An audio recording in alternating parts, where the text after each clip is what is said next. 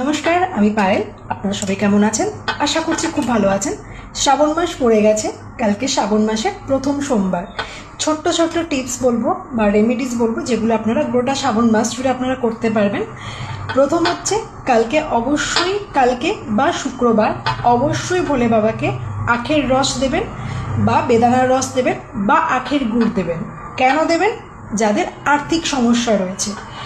এবং অবশ্যই 11টা করে অখণ্ড আতপ চাল দেবেন। প্রথমে ভোলে বাবাকে পঞ্চামৃত দিয়ে অভিষেক করাবেন, তারপর আখের রস দেবেন বা বেদানার রস দেবেন। যদি এই দুটো না অ্যাভেলেবেল থাকে, সেক্ষেত্রে গঙ্গা জলের মধ্যে আখের গুড় দিয়ে সেই জলটাই ভোলে বাবাকে অর্পণ করবেন। অবশ্যই চন্দনের আতর দেবেন, এতে করে রাহু শান্ত হবে। আর দই দেবেন। যাদের বুধ বা মার্কিউরি ডেবিলেটেড রয়েছে, নিচস্থ রয়েছে, তারা অবশ্যই ভোলে বাবাকে সবুজ মুগ ডাল দেবেন বুধবার দিন।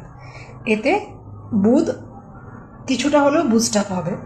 যাদের ঋণের সমস্যা রয়েছে, তারা ডেফিনেটলি হলুদ চানা ডাল বৃহস্পতিবার ভোলে বাবাকে দেবেন। এবং তার সাথে কি করবেন, গোটা শ্রাবণ মাস জুড়ে শিব মহিমা স্তোত্তম পাঠ করবেন বা দারিদ্র দহন শিব স্তোত্তম পাঠ করবেন। আর্থিক সমস্যা থেকে ডেফিনেটলি মুক্তি পাবেন।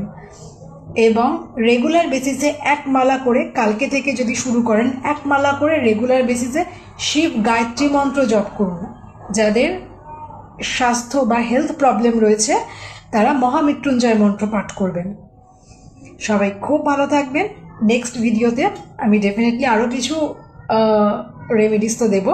এবং অবশ্যই কালকে ভোলে বাবাকে সাদা মিষ্টি দেবেন, সাদা ফুলের মালা দেবেন। যদি শ্বেতপদ্ম দিতে পারেন তো ভালো, নাহলে অপরাজিতা দেবেন, বেলফুলের মালা দেবেন, যেটা মনে হয় সেটা দেবেন। সবাই খুব ভালো থাকবেন। ওম নমঃ শিবায়।